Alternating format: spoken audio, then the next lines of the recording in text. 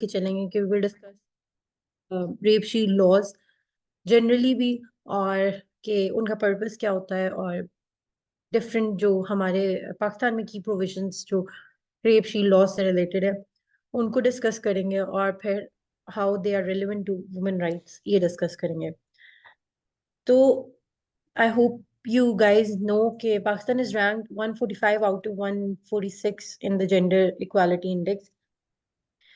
According to the Human Rights Commission, every 2 hours a woman is raped in Pakistan, and gang rape occurs every 4 to 8 days in Pakistan. अब आपको आवाज आ रही है मेरी? आवाज बिल्कुल नहीं आ रही। 1 मिनट आप बोले। Can you hear me now?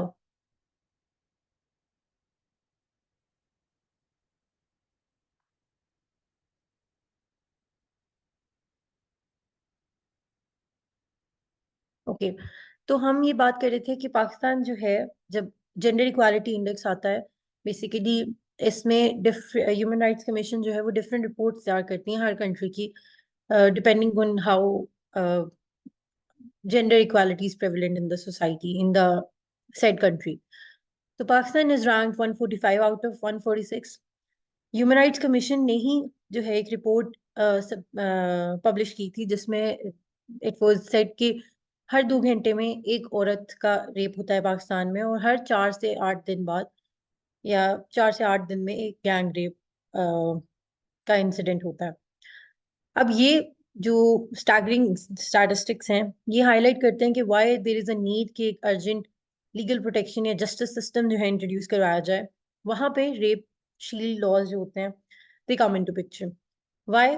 क्योंकि क्वेश्चन ये आता है कि क्या कंडीशंस हैं, क्या प्रोटेक्शन गिवन है टू द विक्टिम, विक्टिम को जस्टिस मिलता है नहीं। Main of the reasons, one of the main reasons जो है कि क्यों जो विक्टिम्स हैं वो अपने केसेस रिपोर्ट नहीं करवाते, क्यों they are reluctant to go to the court, one of the reasons is कि उन्हें प्रोटेक्शन नहीं मिलती, उनको जो है जो विक्टिम शील्ड है वो प्रोवाइड नहीं की जाती, जिसकी वजह से मोस्ट ऑफ द विक्टिम्स और उनकी जो फैमिली होती है दे ट्राई कि ये जो इंसिडेंट अगर किसी के साथ हो जाता है अनफॉर्चुनेट इंसिडेंट, तो वो they are reluctant to seek justice.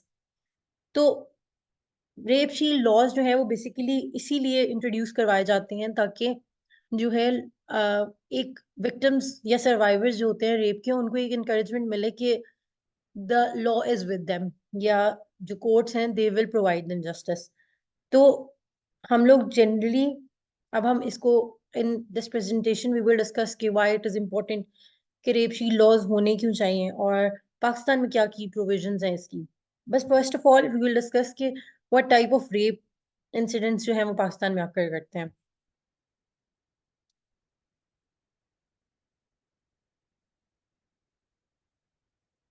So generally हमारे जो कुछ रेप टाइप्स ऑफ रेप हैं उनमें gang rape is very prevalent. Gang rape में मोस्टली होता है कि जो एक्यूज होते हैं they are more than one, या जो रेपिस्ट होते हैं they are more than one. Then marital rape within marriages जो नॉन कंसेंसुअल इंटरकोर्स होता है where the wife has not given her consent, वहां पर जो है वो मैरिटल रेप होते हैं। स्टैट्यूटरी रेप्स वो होते हैं जो कि they are an offence against, they are an offence within the statute. For example हमारे पीपीसी में जिना बिल जबर जो है वो it is a statutory rape. उसके बाद सेक्सुअल हरासमेंट जो होती है which is very prevalent again in Pakistan, उसमें भी जो है जहां पर अब्यूज सेक्सुअल अब्यूज हो रहा होता है। Then child harassment, child rape sorry, जहाँ पर अंडर 18 जो बच्चे होते हैं उनको जो है नॉन कंसेंसुअल इंटरकोर्स में उनके साथ अगर कोई इंसिडेंट होता है तो वो चाइल्ड रेप में आता है। और उसमें जो है लड़कियां भी हो सकती हैं, लेकिन हम मेनली फोकस करें टुवर्ड्स द फीमेल। अब रेप शील्ड लॉज इनका मतलब क्या है, ये यूज किस चीज के लिए होते हैं, तो दे आर बेसिकली एक मेजर है, लीगल मेजर, कि प्रोटेक्ट करते हैं द प्राइवेसी और dignity of the rape victims during the proceedings of the court. अब ये जो बेसिकली इनका मेन मकसद जो होता है, main purpose of rape shield laws is के मोस्ट ऑफ द टाइम्स हम ये देखते हैं कि जब अगर कोई इस तरह कोई इंसिडेंट हो जाता है, वी हैव विटनेस्ड मोटरवे जो इंसिडेंट हुआ था, then Zainab Ansari case, different incidents जिस तरह होते हैं, तो विक्टिम जो है वो काफी हाईलाइट किए जाते हैं ऑन न्यूज, सोशल मीडिया पर काफी हाईलाइट किए जाते हैं उनकी इमेजेस, और उनके उनका नाम बार बार जो है वो लिया जाता है, तो इसकी वजह से जो है उनकी डिग्निटी पे बहुत अफेक्ट होता है। तो रेप शील्ड लॉज जो होते हैं, मेन उनका पर्पस ही ये होता है कि वो जो है प्रोटेक्ट कर सके privacy and dignity of the survivor. इसमें मेन फोकस जो होता है वो ये होता है कि लॉ जो है वो रिस्ट्रिक्ट करता है कि विक्टिम का जो भी पास्ट है, जो भी सेक्सुअल हिस्ट्री है, उसको एज एविडेंस जो है प्रोड्यूस कर कर विक्टिम ब्लेमिंग ना की जाए, और एक फेयर ट्रायल हो। मोस्ट ऑफ द टाइम्स ऐसा होता है कि अगर in case we have seen, जैसे रिसेंटली मोटरवे जो इंसिडेंट हुआ था, लाहौर मोटरवे वाला, उसमें जो है विक्टिम ब्लेमिंग बहुत ज्यादा हुई थी कि why she was travelling at that time of the night, और इस तरह डिफरेंट। और मोस्ट अगर कोई लड़की, for example she is a university going student, तो मोस्ट ऑफ द टाइम ऐसा होता है कि इन केस कोई अनफॉर्चुनेट इंसिडेंट हो जाता है, तो ज्यादातर लोग उसकी सेक्सुअल हिस्ट्री या उसका विक्टिम का पास जो होता है वो हाईलाइट कर करके जो है उसको विक्टिम ब्लेम करते हैं कि नहीं इसी की गलती थी, इसका पास्ट ऐसा है। तो इससे जो है आपका फेयर ट्रायल जो है वो, देर इज नो इंश्योरमेंट की फेयर ट्रायल होगा, बिकॉज फिर अगर आप यही चीजें एविडेंस के तौर पे प्रोड्यूस करेंगे तो एक जो है वो हिंट ऑफ विक्टिम ब्लेमिंग आ जाता है, और it taints the fairness of the trial. अब पर्पस ये होता है कि जो मेन फोकस है वो क्राइम पे हो, जो क्राइम कमिट हुआ है, रादर देन कि विक्टिम की जो भी पर्सनल लाइफ या विक्टिम का जो भी हिस्ट्री रही है, जो भी पर्सनल उसकी हिस्ट्री है, उस पे फोकस ना रहे, और जो क्राइम उस टाइम पे कमिट हुआ है, जो अनफॉर्चुनेट इंसिडेंट उसके साथ हुआ है, उसके अकॉर्डिंग्स में उसको जो है जस्टिस मिले। अब इसमें जो है जब रेप शील्ड लॉज इंट्रोड्यूस करवाए जाते हैं, तो इसमें एक ये होता है कि एक सेफर एनवायरनमेंट क्रिएट होता है, और एक सर्वाइवर के पास एक इंकरेजमेंट होती है कि yes, she can go to the courts to seek justice. अब बैकग्राउंड में मेन जो है, जैसे हमने पहले बात की कि सोसाइटी जो है वो very, it is very reluctant, it is very harsh towards the rape victims. वो बड़े बैकलिश का शिकार होती हैं रेप विक्टिम्स, और उनको अक्सर विक्टिम ब्लेमिंग जो है काफी ज्यादा होती है। तो हिस्टोरिकली स्पीकिंग एक मिस ट्रीटमेंट और एक स्टिग्मा अटैच हो जाता है रेप विक्टिम्स पे। People don't want to marry them, people don't want to talk to them. अक्सर हम देखते हैं कि लोग अपने जो बच्चियां होती हैं उनको कहते हैं कि you shouldn't talk to them, अगर कोई रेप विक्टिम उनके आसपास रहते हैं और इस तरह कोई इंसिडेंट, तो काफी ज्यादा स्टिग्मा और टैबू अटैच होता है टू द सर्वाइवर्स। अब इस वजह से, और डिफरेंट जो है फिर सोसाइटी उनको सब्जेक्ट करती है टू वियर्ड क्वेश्चंस, और उनसे जो है ब्लेम, बेसिकली दे वांट कि ब्लेम किसी तरीके से औरत पे शिफ्ट हो जाए due to the patriarchal society we live in. तो अक्सर ऐसा ही होता है कि दे ट्राई देयर बेस्ट के विक्टिम को ही कहा जाए कि तुम्हारी ही गलती थी। Most of the times clothing पे, टाइम, अक्सर इंसिडेंट का अगर रात हो जाए या शाम हो जाए तो अक्सर जो है दे स्टार्ट ब्लेमिंग के what were you doing outside at that time. अब ये प्रैक्टिस और ये स्टीरियोटाइप्स जो है दे आर हार्मफुल। ये आपके सर्वाइवर्स जो होते हैं उनको साइकोलॉजिकली, उनको इमोशनली जो है इट अफेक्ट्स देम। तो रेप शील्ड लॉज जो है बेसिकली इसलिए इंट्रोड्यूस करवाए गए हैं ताकि उनकी जो वेल बीइंग है सर्वाइवर्स की, उसको भी जो है इंश्योर किया जाए, और दूसरा ये कि क्राइम को जो है उसको टैकल किया जाए रादर देन के विक्टिम्स को जो है वो ब्लेम किया जाए। तो this is why it is important, और ये बैकग्राउंड है कि जो स्टीरियोटाइप्स है उनको टू टैकल देम और to discourage such taboos, rape shield laws जो है वो इंट्रोड्यूस करवाए जाते हैं। अब की लीगल प्रोविजंस की जब बात आती है तो पाकिस्तान में भी, हमारी सोसाइटी में भी सेम ऐसे ही जो है चीजें चलती हैं। डिफरेंट जो स्पेशली साउथ एशियन कंट्रीज में इट इज वेरी रेलिवेंट कि हमारे यहाँ पे स्टिग्मेटाइजेशन बहुत ज्यादा है, टैबू बहुत ज्यादा है, विक्टिम ब्लेमिंग बहुत ज्यादा है। तो यहाँ पर जो है सबसे ज्यादा जरूरत है इस तरह के लॉस की, सबसे ज्यादा जरूरत है इस तरह की प्रोटेक्शन की to the survivors. Anti rape laws bills आए थे 2015 में। इसमें बेसिकली जो मेन इसमें हम डिस्कस करेंगे, दो प्रोविजन डिस्कस करेंगे। एक ये कि जहाँ पर जो है जो पब्लिकेशन होती है रेप विक्टिम्स की, उनके पिक्चर्स की, उनकी इमेजेस की, और उनकी जो बार बार नाम लिया जाता है इन डिफरेंट न्यूज शोज, वहां पर जो है अगर इस तरह का उन्होंने इस चीज को एक क्राइम बना दिया था कि अगर कोई पब्लिश करता है, प्रिंट करता है तो इमेज ऑफ द विक्टिम्स, तो वहां पर 3 इयर्स की पनिशमेंट है। और एक और जो प्रोविजन है वो ये है कि कंसेंट जो है वो, उसके क्वेश्चंस को जो है उन्होंने डील किया था कि जहां पर कंसेंट की बात आती है, तो अगर the woman denies in the court कि उसने कंसेंट नहीं दिया, तो it will be presumed that it was a non consensual intercourse.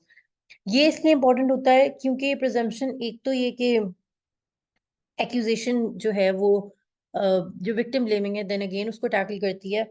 और इसमें क्योंकि इसमें सोसाइटल जो है वो काफी ज्यादा चीज डील की जाती है, क्योंकि मोस्टली जो है अगर विक्टिम जो है वो नहीं, मतलब इस क्वेश्चन को नहीं डील करते, तो ये प्रिज्यूम कर लिया जाता है कि वो she was involved in something, और she gave her consent to something. Mostly जैसे हम मैरिटल रेप्स में देखते हैं कि बहुत ज्यादा जो है उस चीज को अक्सर जो है वो डिनाई किया जाता है कि नहीं, कंसेंट या नॉन कंसेंसुअल ये कोई चीज नहीं होती।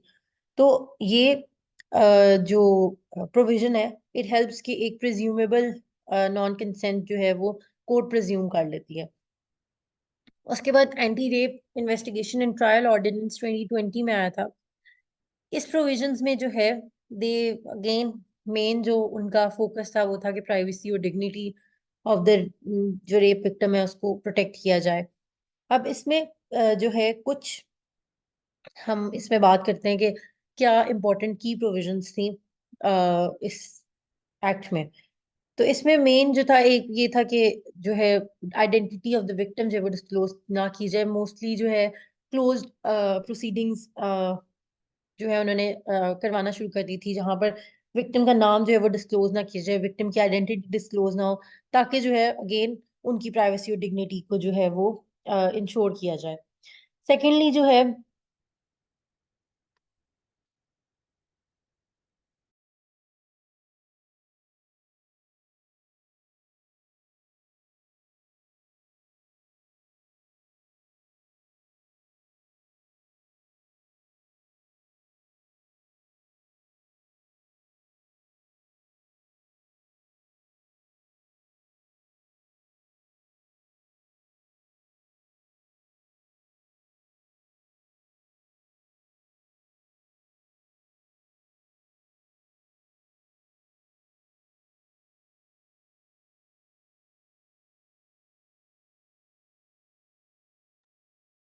Can you hear me? मेरी यस आवाज, मैम। सॉरी, मुझे मेरा सर यहाँ पे सॉरी डिस्कनेक्ट हो गया था। अब हम बात कर रहे थे एंटी रेप इन्वेस्टिगेशन ट्रायल की। यहाँ पर जो है फर्स्ट वी डिस्कस्ड कि जो है प्रोहिबिशन आ गई थी कि हम डिस्क्लोज नहीं करेंगे आइडेंटिटी ऑफ द विक्टिम। इसमें पिक्चर्स जो पब्लिश होती हैं या फिर जो नेम होती है, इसमें इंडोर क्लोज डोर प्रोसीडिंग्स जो है वो इंट्रोड्यूस करवाई गई थी। सिमिलरली हम बात करते हैं रिस्ट्रिक्शंस की, तो इसमें रिस्ट्रिक्शन जो क्रॉस एग्जामिनेशन की थी, यहाँ पर जो है रिस्ट्रिक्ट कर दिया था डिफेंस को कि वो एग्जामिन जो है उसकी पर्सनल सेक्सुअल हिस्ट्री पे, हमने पहले भी बात की कि पर्सनल सेक्सुअल हिस्ट्री या फिर जो उसका पास्ट है उसको डिस्कस नहीं किया जाएगा इन द कोर्ट। बहुत रिस्ट्रिक्टेड क्वेश्चंस किए जाएंगे, बहुत ज्यादा आप क्रॉस एग्जामिन ऐसे नहीं कर सकते कि जिससे ये एविडेंट हो कि आप विक्टिम ब्लेमिंग करें। अब सेकेंडली एडमिसिबिलिटी जो एविडेंस की है उसको भी लिमिट कर दिया गया था रिगार्डिंग, अगर कोई एविडेंस ऐसा प्रोड्यूस किया जा रहा है जिससे जो है यही एविडेंट हो रहा है कि हाँ वो विक्टिम ब्लेमिंग की तरफ जा रहा है, उसकी पास्ट की सेक्सुअल हिस्ट्री को डिस्कस करने के लिए कोई एविडेंस प्रोड्यूस किया जा रहा है, तो वहां पर जो है उस चीज को लिमिट कर दिया गया था। देन अब जो कि unless and until it is directly relevant to the case, अगर तो वो डायरेक्टली रेलिवेंट है, then there is an exception कि उसको एडमिसिबल करवाया जा सकता है इन द कोर्ट, अदरवाइज उसको काफी रिस्ट्रिक्ट कर दिया गया था। देन इन कैमरा प्रोसीडिंग्स जो है इंट्रोड्यूस करवाई गई थी। इसमें यह है कि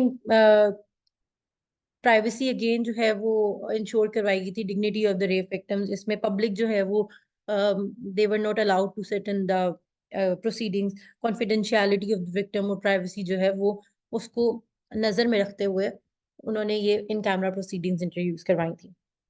अब हम अगर बात करते हैं, ये तो पाकिस्तान की बात होगी, जनरली अगर हम बात करें दूसरी कंट्रीज की, तो इंडिया में भी सेम इस तरह के लॉज हैं। इंडिया में क्रिमिनल लॉ अमेंडमेंट एक्ट 2013 था, जिसमें बेसिकली यही प्रिवेंट करता है कि आप जो है आइडेंटिटी या sexual past unless and until it is relevant to the case वो इंट्रोड्यूस ना करवाया जाए। देन अगेन साउथ अफ्रीका में जो है क्रिमिनल लॉ है, एक सेक्सुअल ऑफेंसेस अमेंडमेंट एक्ट है, उसमें भी ये प्रोविजन इंट्रोड्यूस करवाई गई थी कि जो प्राइवेसी ऑफ द विक्टिम है वो ड्यूरिंग द ट्रायल जो है वो इंश्योर की जाए। अब इन जो है, अगर हम ये इंश्योर करवा रहे हैं, हम रेप शील्ड लॉज इंट्रोड्यूस करवा रहे हैं, तो इनका अफेक्ट क्या होता है लीगल प्रोसीडिंग्स पे, हम उसको डिस्कस कर लेते हैं पहले। एक तो ये कि ऑब्वियसली आपकी जो प्रोटेक्शन होती है वो प्राइवेसी की, वो इंट्रोड्यूस करवाता है। ये हेल्प करता है कि जो भी पर्सनल इंफॉर्मेशन है सर्वाइवर्स की, वो जो है कॉम्प्रोमाइज ना हो। उसको जो है ये रिस्ट्रिक्ट कर देते हैं कि जो पब्लिक है या जो प्रेस है उनको जरूरत से ज्यादा इंफॉर्मेशन ना दी जाए, ताकि जो प्राइवेसी है वो इंश्योर हो कि हाँ प्राइवेसी इन डेंजर नहीं हुई। उसके बाद विक्टिम ब्लेमिंग को रिड्यूस करना is one of the key factors, कि इसमें यहाँ पर वी इंश्योर ये किया जाता है कि विक्टिम ब्लेमिंग ना हो ज्यादातर। जैसे कि हमने बात की कि एक प्रोविजन इंट्रोड्यूस करवाई गई थी कि सेक्सुअल हिस्ट्री जो है वो नहीं बताई जाएगी, तो इससे ये चीज बहुत ज्यादा इंश्योर हो जाती है कि विक्टिम ब्लेमिंग की जा रही और फोकस जो है हमारा क्राइम पे ही रह रहा है।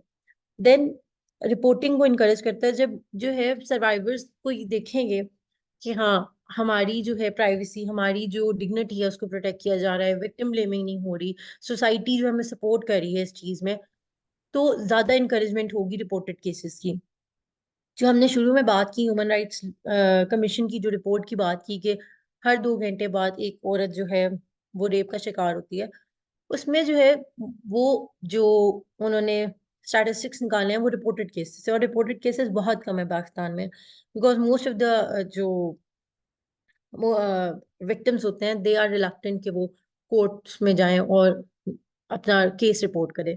तो इसीलिए अगर तो रेप शील्ड लॉज जो हैं सही तरीके से इम्प्लीमेंट किए जाएंगे, तो ये इनकरेज करेगा लोगों को कि वो अपनी स्टोरीज आकर बता सकें। सर्वाइवर्स जो होते हैं वो अपनी आकर स्टोरीज बता सकें, वो सेक्सुअल हरासमेंट या सेक्सुअल अब्यूज के जो सर्वाइवर्स होते हैं वो आकर लोगों को अवेयरनेस क्रिएट कर सकें कि वो किस तरह अपने आप को प्रोटेक्ट कर सकते हैं, किस तरह वो they can avoid this unfortunate incidents. Then ensure करते हैं कि इक्वालिटी हो, फेयरनेस हो, जो दोनों पार्टीज हैं उनमें इक्वल जो है दोनों की बात सुनी जाए और फिर फेयरनेस पे फैसले किए जाए। अब इसमें जो है जब इररिलेवेंट और कोई विदाउट प्रेजुडिस एविडेंस आएगा, तो ये हेल्प करता है कि जो कोर्ट्स हैं उनको भी हेल्प करता है कि they can decide on fairness and equality.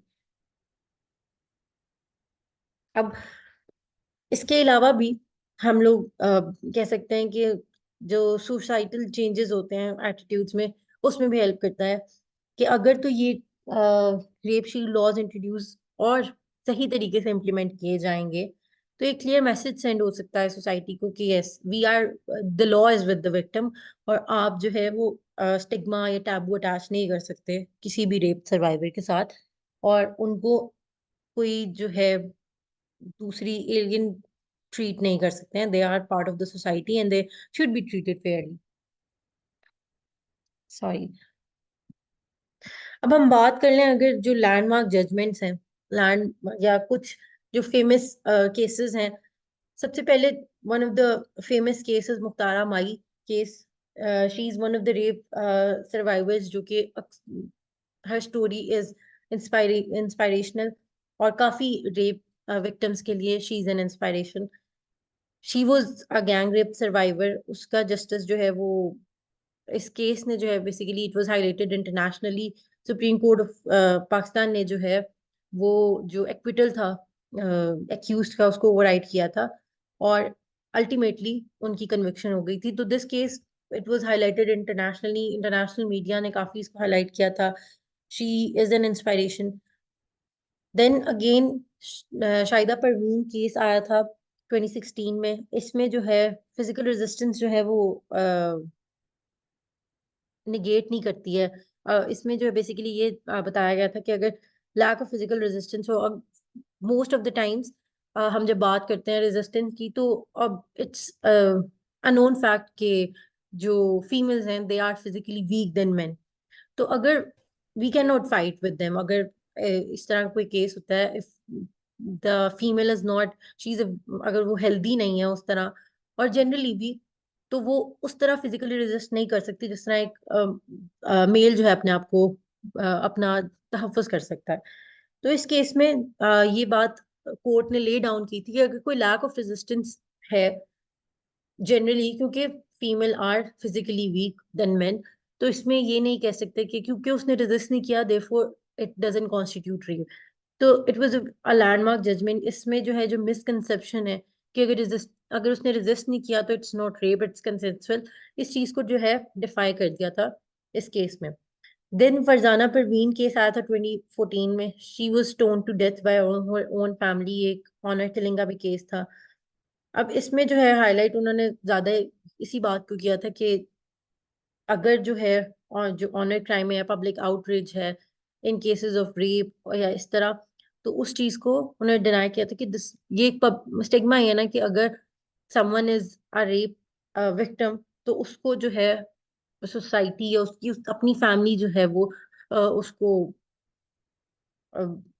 They treat them her as an alien और समथिंग, लाइक जिस तरह उन ऑनर किलिंग का शिकार हो जाती हैं इस तरह की औरतें, और या फिर पब्लिक स्टिग्मेटाइजेशन की शिकार हो जाती हैं। Zainab Ansari case then again is a very famous case, recent case है। इसमें it was a child rape, और जो है यहाँ पर जो है पब्लिक एग्जीक्यूशन हुई थी ऑफ द अक्यूज। इस तरह के केसेस जो हैं वो एक they give hope to the survivors कि यस, हमें जस्टिस मिल सकता है। लेकिन अब इस, जैसे for example we talk about Zainab Ansari case, तो यहाँ पर भी हम देखें तो रेप शील्ड लॉज जो है वो they were not in action. हम देखें तो हर जगह पे पिक्चर्स ऑफ ज़ैनब, उसका नाम हर जगह प्रिंट हो रहा था, हर जगह पब्लिश हो रहा था on social media, on newspapers, on news channels. तो एक किस्म का जो है यहाँ पर जो है वो rape shield laws they were not active, और उन्होंने नहीं प्रोटेक्ट किया द डिग्निटी और the privacy of the victim. Although she at the time of the report of the case she was dead, but still we have seen कि किस तरह जो है न्यूज़ चैनल्स उसके घर वालों को जाकर इंटरव्यू कर रहे थे, और उसके माँ बाप को जो है बार बार न्यूज़ पिला रहे थे, बार बार उसके घर वालों को तंग कर रहे थे।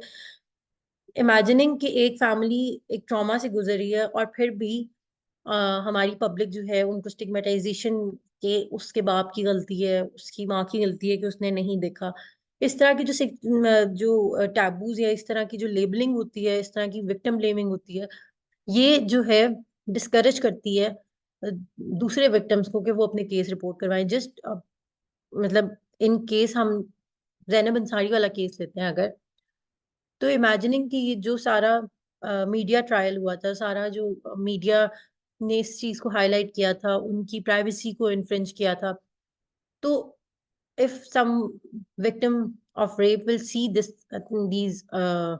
programs, या वो सोशल मीडिया पर अगर ये सब चीजें फॉलो कर रहे हैं, तो दे विल बी डिस्करेज्ड कि वो अपना केस कभी भी जो है वो जाकर रिपोर्ट नहीं करेंगे, बिकॉज दे नो कि नहीं, यहाँ पर जो है प्राइवेसी और डिग्निटी को तो कोई इम्पोर्टेंस दी नहीं जाती, और बस प्राइवेसी को इन्फ्रिंज करना और इसी सब में जो है लोग लगे रहते हैं। तो although these cases are the landmark judgments, लेकिन हमने इसमें देखा कि यहाँ पर भी there was a high need के जो है रेप शील्ड लॉज इंट्रोड्यूस करवाए जाते, उनकी प्राइवेसी और उनकी जो डिग्निटी है उसको प्रोटेक्ट किया जाता of all the rape victims. अब हम बात कर लेते हैं कि क्या क्रिटिसिज्म और क्या चैलेंजेस आते हैं जब हम बात कर रहे होते हैं कि रेप शील्ड लॉज जो इंट्रोड्यूस करवाए हैं, उसमें अगर हम बात करें तो what are the main issues that जो लोगों को फेस करने पड़ते हैं। सबसे पहले तो होता है कि balancing the rights of the accused. अब जो मोस्ट ऑफ द क्रिटिक्स हैं जो बात करते हैं कि अगर सपोज हम डिस्क्लोज नहीं कर रहे आइडेंटिटी ऑफ द विक्टिम, तो उसमें होता है कि, या फिर अगर हम जो है विक्टिम को थोड़ा ज्यादा सपोर्ट कर लें या विक्टिम की प्राइवेसी और डिग्निटी को कर लें, तो मोस्ट ऑफ द क्रिटिक्स वो ये आर्ग्यू करते हैं कि इसमें जो है अक्यूज्ड की जो राइट्स हैं उसको भी हमें नजर में रखना चाहिए, कि उसको जो है फेयर ट्रायल मिलना चाहिए। अब अगर कोई एविडेंस ऐसा है कि जिसमें उसको जो है हेल्प हो सकती है, उसके केस में डिफेंस को हेल्प हो सकती है, तो they are of the view कि अगर हम एविडेंस सबमिशन को जो है बहुत लिमिट कर दें रेप शील्ड लॉज के अंडर, तो इससे जो है rights of the accused are infringe.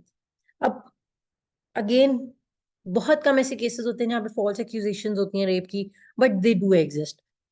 अब इस तरह के अगर जो रेप शील्ड लॉज हैं अगर उनको बहुत ज्यादा स्ट्रिक्ट कर दिया जाएगा, तो देयर इज अ पोटेंशियल के फॉल्स एक्यूजेशंस या फॉल्स केसेस जो है वो इमर्ज करेंगे।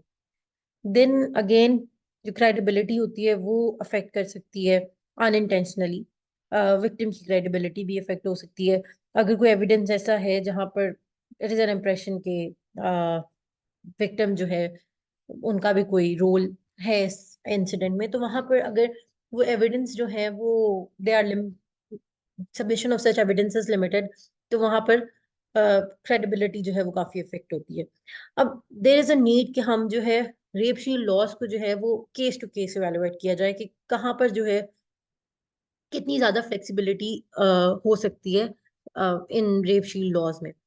अब सर्टेन केसेस में ऐसा हो सकता है कि हाँ एविडेंस की जरूरत नहीं है, वहां पर स्ट्रिक्ट फॉलो अप हो सकता है रेप शील्ड लॉज का, लेकिन कुछ केसेस में ऐसा हो सकता है कि जहाँ पे इट इज नॉट अप्रोप्रिएट कि हम इतना स्ट्रिक्ट जो है वो चलें या एविडेंस को इतना रिस्ट्रिक्ट कर दें, क्रॉस एग्जामिनेशन को इतना रिस्ट्रिक्ट कर दें। कुछ दे आर रेयर केसेस जहाँ पे इसकी जरूरत पड़ सकती है, लेकिन जो क्रिटिक्स हैं they are of the view के जो रेप शील्ड लॉज की इम्प्लीमेंटेशन है वो केस टू केस बेसिस में इवेलुएट करके हो।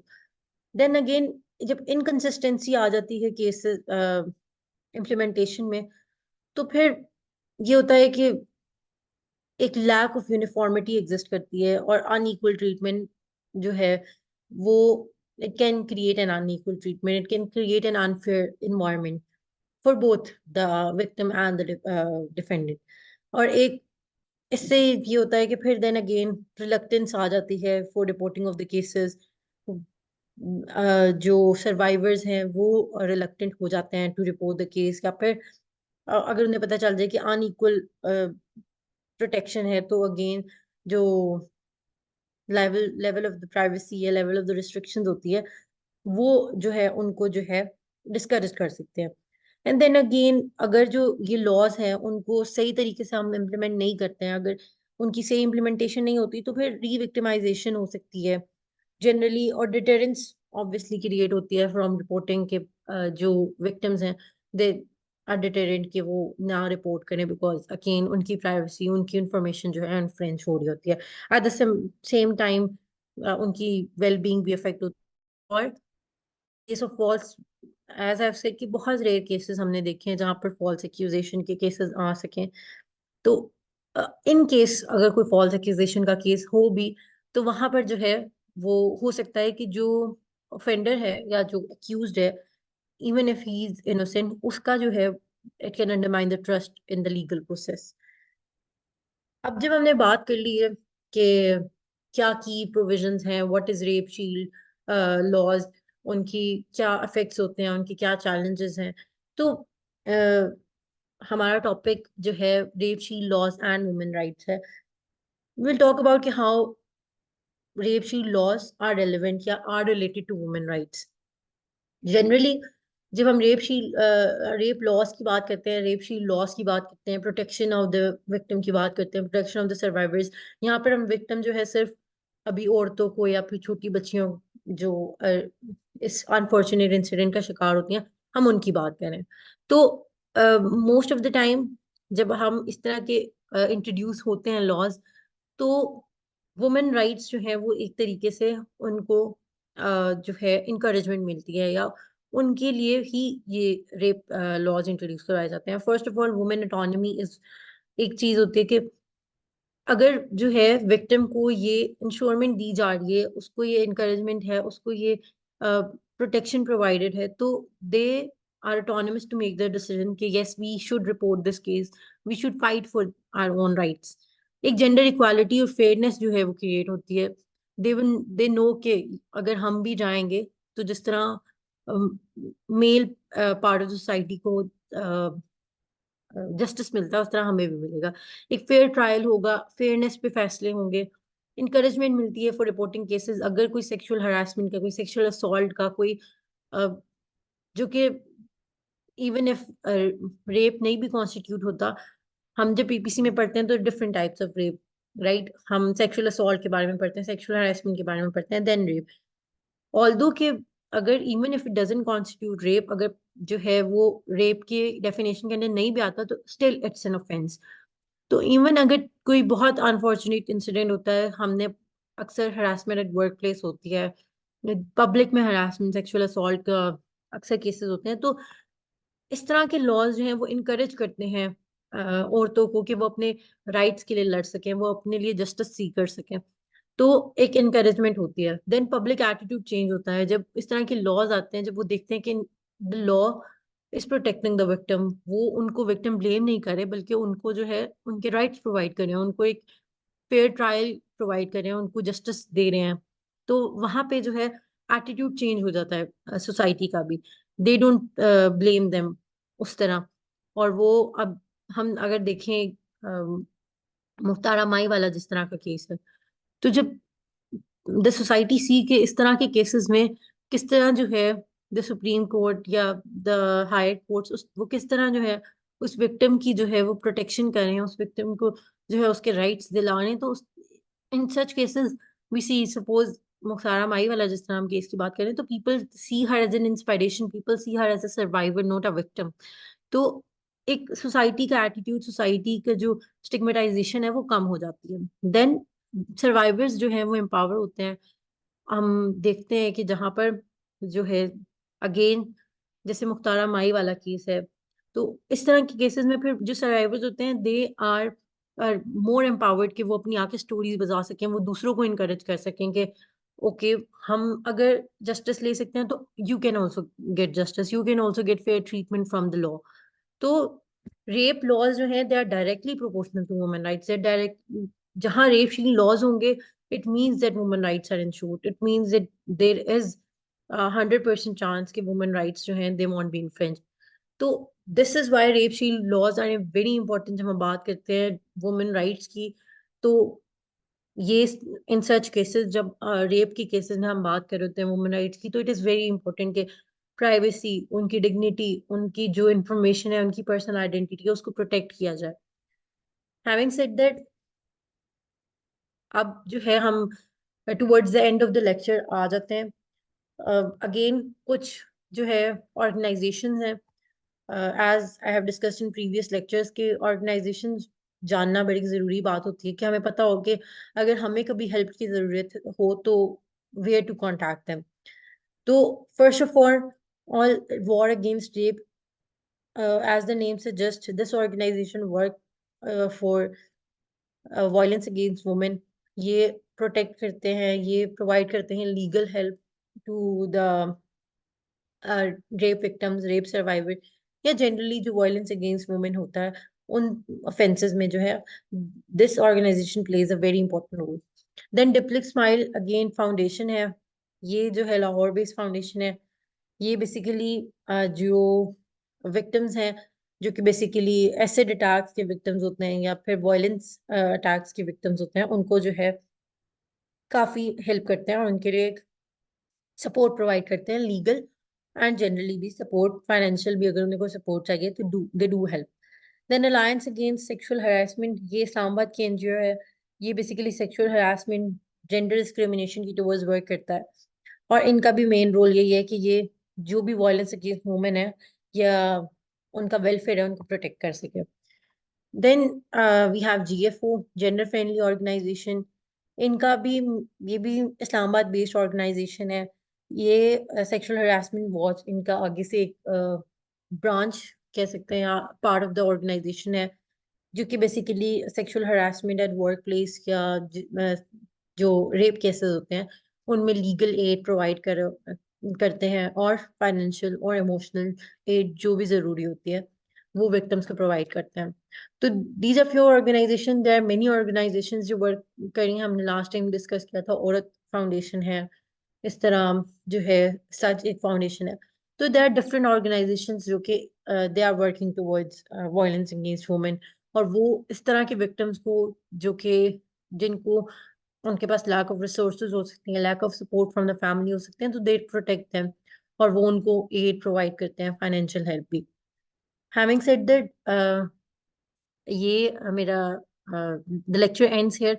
अगर किसी को कोई क्वेश्चन है तो या तो आप अपने आप को अनम्यूट करके पूछ लें, या फिर चैट में डिस्कस कर लें। Thank you.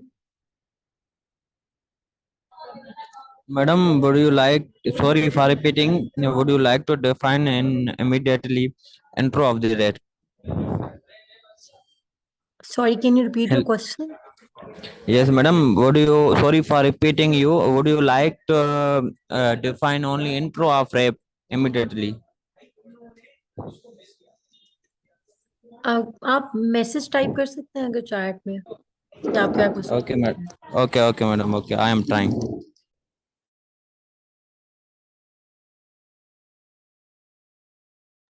मैडम वो आपसे आप दोबारा रिपीट कर दें।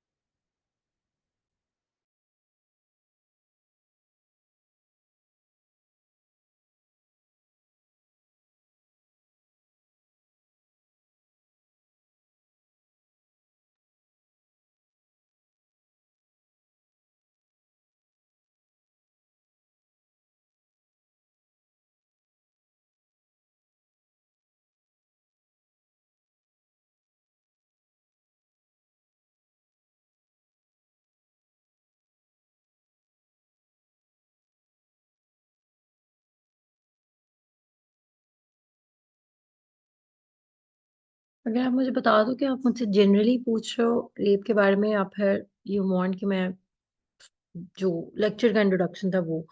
Generally if you want to know about rape, तो generally if you want to know about rape, तो rape is a type of sexual assault जहाँ पर without the consent of the other party, the accused या फिर the offender forces himself or forces sexual intercourse on another person without their consent. Generally ये definition है rape की। अगर you wanted कोई और बात आपने पूछनी है specifically about rape, तो you can type.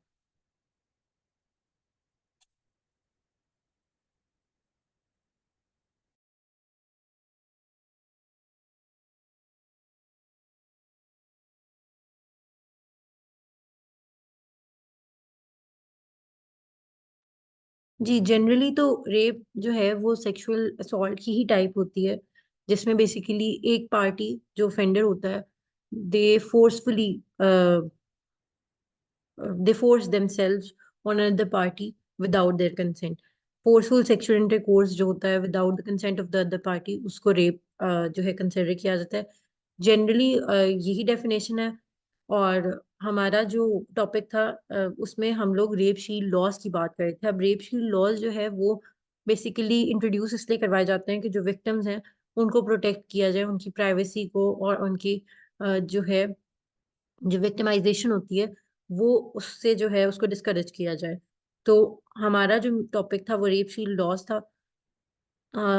I hope कि मैंने आपको आंसर कर दिया है आपको question.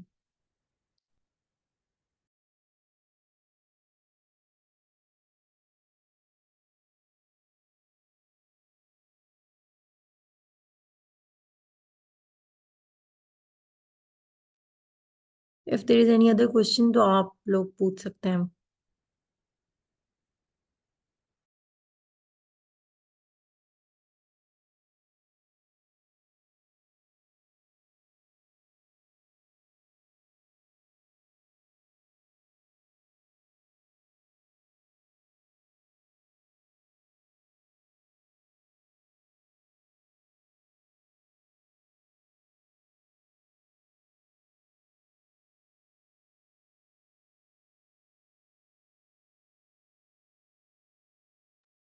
If there is no other question, then thank you for your time. I hope you got to learn something from me. Thank you so much. Allah Hafiz.